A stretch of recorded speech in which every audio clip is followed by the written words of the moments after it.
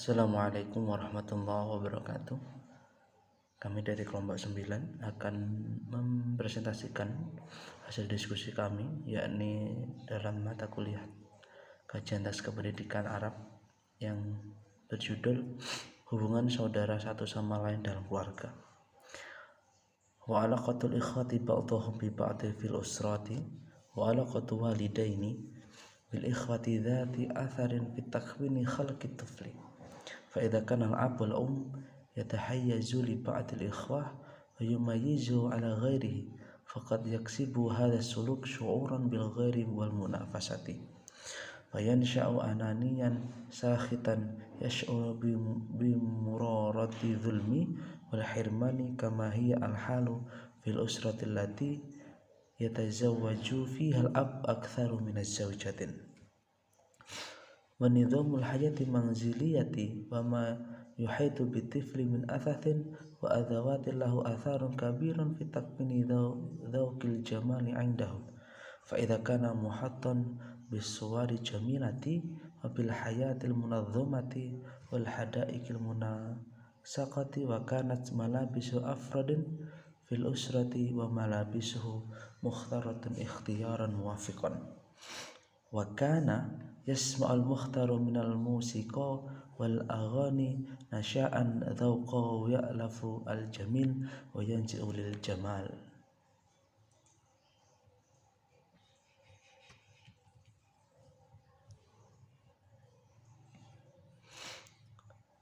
والطفل ينتنك دين أسرته وتقاليدها فيؤثر في سلوكه وتفكيره ونظرته للحياة وقد قال صلى الله عليه وسلم كل مولود يولد على فطرة وإنما أبواه يمجسانه أو يهودانه أو ينصرانه وإنما يبدأ ينظر إلى دينه وتقاليده نظرة موضوعية باتصال بأفكار الآخرين وباتساع معارفه وهو مرتبط بأسراته في سرائها وضرائها وتربطه بها عاطفة الحب فبينه وبينها مشاركة وجدانية وهذا ما يجعله شريء التأثير بما تحيي به والوالد يؤثرون اللعب مع الأطفال أكبر منهم لأنهم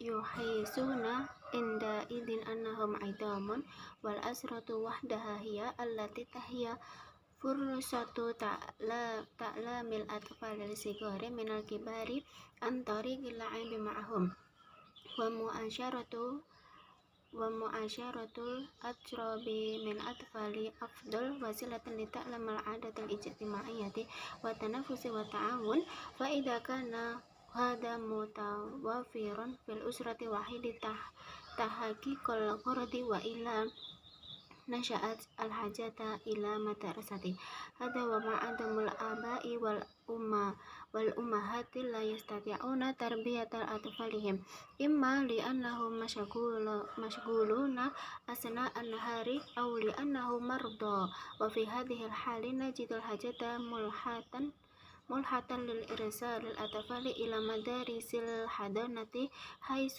يجدون العناية من المربية متخصصة ويجدون بين أقربهم من الأطفال جوا اجتماعيا مناسبا ويجدون أيضا العناية والأثاث والأدوات واللعب التي تتناسب معهم ولكن أيمكن أن تقوم هذه المدرسة ومقام الأسرة في تربية الطفل قبل الإجابة عن هذا السؤال يجب أن نعرف شيئا عن مدارس الحضانة ليست مدرسة الحضانة مدرسة بمعنى تقليدي يتعلم فيها الطفل القراءة والكتابة والحساب وإنما هي مكان يحتوي على الحديقة وفناء وحجرة وأبهاء وسقائف باللعب فيها الأطفال ويمرحون وهي مكان يجد فيه الأطفال الغذاء الجيد والإشراف الصحة ومجال اللعب والراحة في الهواء والطلق والشمس وهي مكان يستطيعون فيه الطفل أن يتعلم عن طريق الملاحظة والبحث والكشف وملاحظة النبات وصغار الحيوان وملاحظة أقربه من صغار الأطفال الذين يلعب معهم ويغنى معهم ويرقص معهم ويتشاجر معهم ويصافحهم وهي مكان يجد فيه الطفل وسرورا فيها يسمعه ويسترق فيه من الأغاني والأناشيد والمواسيق والقصص الطريقة والمسرحية القصيرة بسيطة وهي مكان ينمو فيه الطفل على سجيته حرا بغير ضغط أو شدة تحت رقابة مشرفات خبيرة إعدادا خاصا ودرسون الطفولة وطبيعتها السيكولوجية والجسمية فالطفل يستطيع في مدرسة الحضانة أن يكون عادة طيبة كالنظافة والنظام والطاعة والتعاون والاستقلاء وأدب الحديث من غير أن يجبر على ذلك وإذا كانت هذه هي مدرسة الحضانة فهل يمكن أن نستغنى بها عن الأسرة والواقع أن الحياة تزداد تعقيدا وأن مطالب الأسرة والمعيشة قد تستغرق من الأم كل وقتها داخل المنزل أو خارجه وأن الأم قد لا تجد من الوقت والعناية ما يكفي للطفل الجو مرح سعيد وربما لا تستطيع وهذا هو الغالب أو أن توجه إلى الطفل عناية مبنية على أصول تربوية صحيحة لذلك نشأت الحاجات في الأمم الصناعية وتجارية وفي المدن حيث تعمل الأم خارج المنزل إلى إرسال الأطفال إلى هذه المدارس وهي تقبل الأطفال من سن ثانية إلى سن خامسة وتختلف المدة التي يقضيها الأطفال في المدرسة فقد تكون من الثامنة صباحا إلى الثانية بعد الظهر وفي هذه المدارس الأوروبية تكون من الثامنة صباحا إلى الثامنة مساء وينام الأطفال في مدرسة بعد الظهر فإذا كانت هذه الحال مدرسة الحضانة فهي خير معين للوالدين على تربية الأطفال ويجب أن ينظر إليها لا باعتبارها بديلا عن الأسرة ولكن باعتبارها مساعدا للأسرة على تربية الأطفال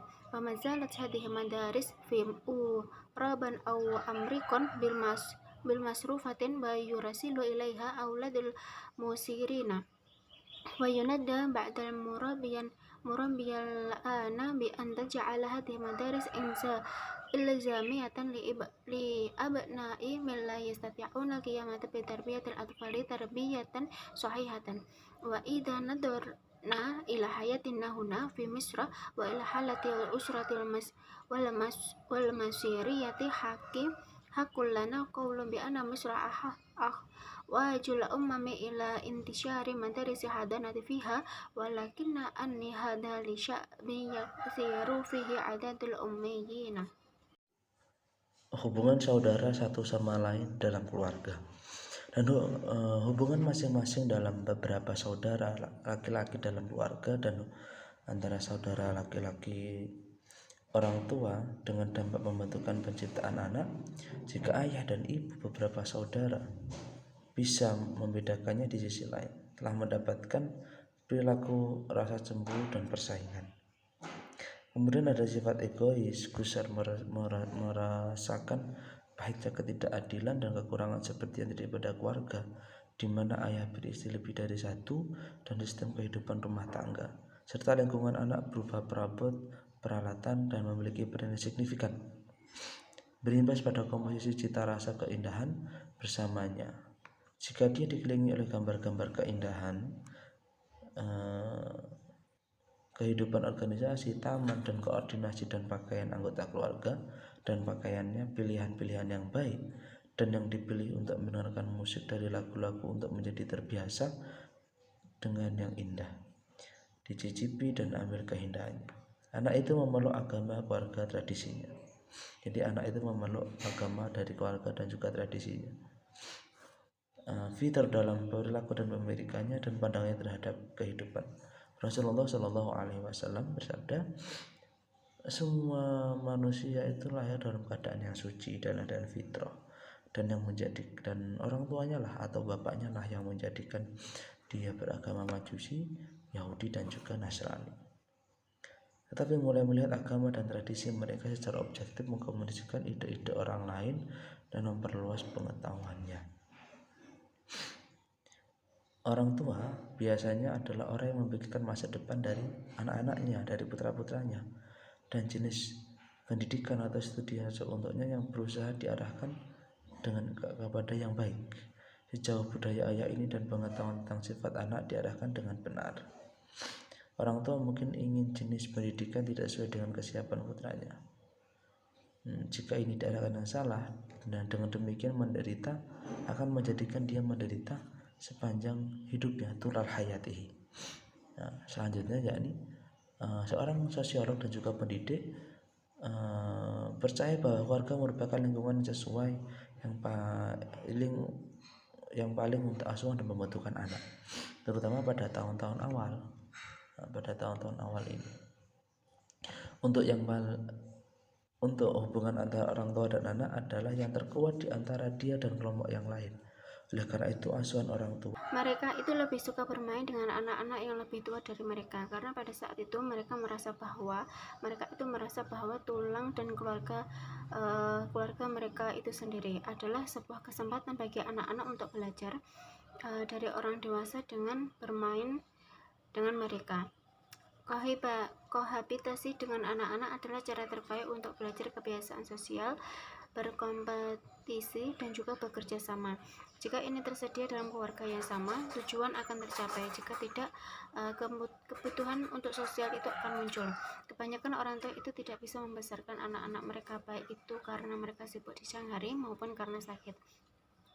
Dalam hal ini kita menemukan sebuah kebutuhan yang mendesak bagi anak-anak mereka, yaitu adalah sebuah sekolah pembibitan di mana mereka itu menemukan sebuah perawatan dari pengasuhan sekolah itu tersendiri, dengan menemukan sebuah suasana sosial yang cocok dengan mereka, dan juga menemukan perawatan atau furnitur, peralatan, dan juga mainan yang sesuai dengan mereka. Tapi bisa nggak sekolah ini tuh mengambil tempat keluarga dalam membesarkan anak? Nah, sebelum menjawab pertanyaan ini, kita harus tahu tentang sekolah pembibitan. Dan sekolah pembibitan ini bukan sekolah dalam arti tradisional, di mana belajar anak itu dimulai dari membaca, menulis, berhitung, dan lain-lain. Akan tetapi sebaliknya adalah tempat yang berisi taman, halaman, kamar, ruang, dan gudang di mana anak-anak dapat bermain dan bersenang-senang. Dan itu adalah tempat di mana anak-anak dapat menemukan suatu wawasan yang baik dengan adanya suatu pengawasan, baik itu dalam segi kesehatan dan juga tempat bermain dan beristirahat. Dan tempat di mana anak dapat belajar melalui dengan pengamatan, penelitian, dan juga penemuan, baik itu mengamati tanaman, hewan, dan juga mengamati teman-teman mereka, baik itu mereka sedang bernyanyi atau bermain atau sedang bertengkar.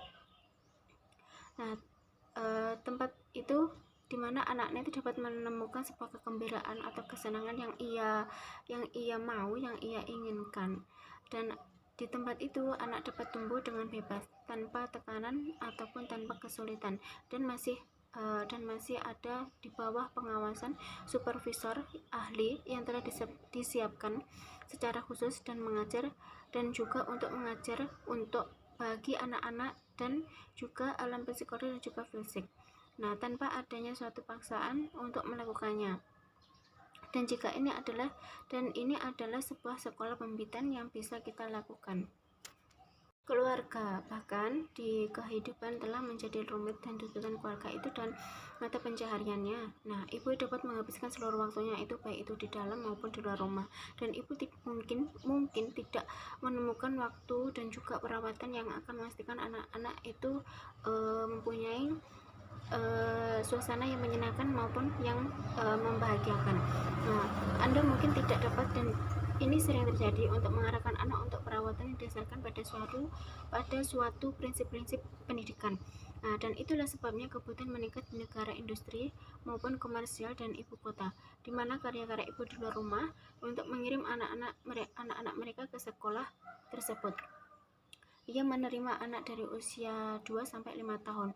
Anak itu menghabiskan dalam bervariasi sekolah, mungkin dari jam 8 pagi sampai jam 2 siang. Di beberapa sekolah Eropa itu adalah dari 8 pagi sampai 8 malam, dan anak-anak tidur di sekolah itu di sore hari. Jika hal ini terjadi dengan sekolah pembibitan, maka itu adalah baik tertentu untuk orang tua dalam membesarkan anak-anak. Ini harus dilihat juga bukan sebagai pengganti keluarga, tetapi sebagai bantuan untuk keluarga dalam membesarkan anak. Sekolah-sekolah di Eropa dan Amerika itu masih dibayar, dan anak-anak orang kaya yang dikirim kepada mereka. Beberapa pendidik sekarang itu menelpon untuk membuat sekolah ini wajib bagi anak-anak mereka yang tidak mampu untuk membesarkan anak-anak mereka. Jika kita melihat kehidupan kami di sini di Mesir dan pada keadaan warga Mesir, kami memiliki hak untuk mengatakan bahwa Mesir sangat membutuhkan negara untuk penyebaran sekolah pembibitan di sana. Tapi bagaimana ini untuk orang-orang di mana jumlah buta aksara itu berlimpah di negeri sana? Cukup sekian presentasi dari kami. Apabila ada kurang lebihnya kami mohon maaf. Akhirul kalam, wassalamualaikum warahmatullahi wabarakatuh.